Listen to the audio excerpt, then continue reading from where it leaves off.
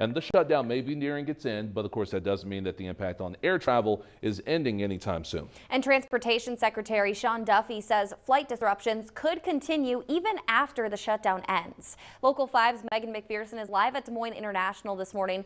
Megan, what are you seeing so far on the flight boards there?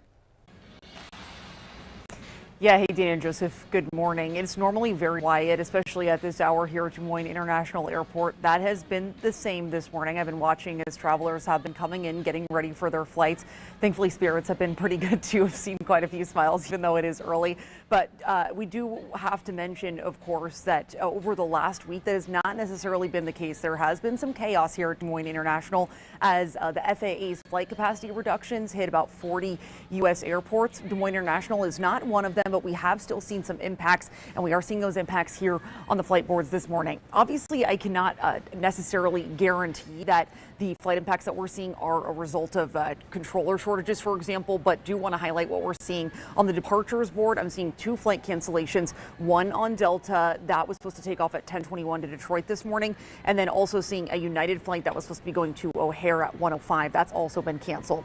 Now, as far as flights coming into Des Moines, we're seeing 2 cancellations as well, one on Delta from Detroit and then one on United there. So we are still seeing the impacts this morning, even though they might be just a little bit less than some of the previous days. Now, the FAA says that the number of flight cancellations has now reached 6% of U.S. flights, and this is all part of the agency's planned flight reductions. I mentioned those before, and those reductions are set to reach a total of 10% of all flights by this Friday. Now, Aaron Merrick, the vice president of the National Air Traffic Controller Association's Central Region, says the impact is hitting Des Moines International hard, and staffing levels here are already well below target in the air traffic control tower. The airport has 19 controllers and 11 still in training, but that is far short of the goal of 38. Now, Merrick supports the administration's goals of increasing hiring and training, but he did emphasize the need to end this shutdown. We also heard from a traveler about the stress of traveling. Take a listen. I thought, I'm here for business, and so that was a little concerning because I have deadlines and things that I have to do for my clients. I think that's one of the challenges that we have right now is we recognize that it's not like just simply flipping a switch and turning things back on.